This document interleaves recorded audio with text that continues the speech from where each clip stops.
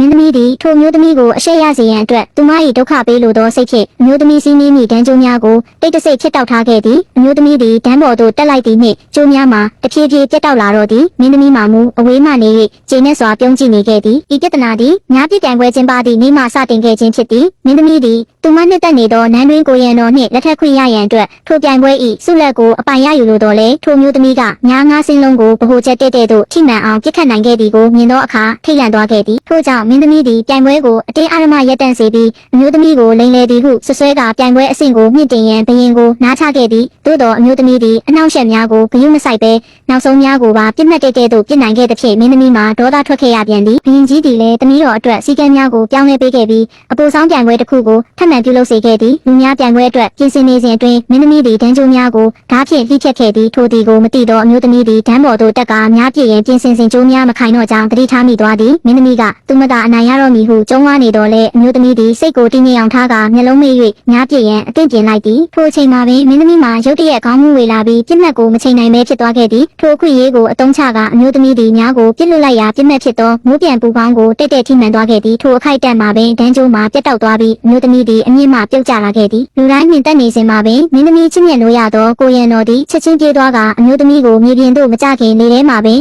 လှမ်းဖမ်းပြီးဘေးကင်းစွာကယ်တင်လိုက်သည်နောက်ဆုံးတွင်ထိုမျိုးသမီးသည်များပြစ်ချန်ပီယံဆုကိုစကူးနိုင်ခဲ့ပြီးဘရင်ကြီးထံမှသတိပေးထားသောဆုလက်ကိုရရှိသွားပါတော့သည်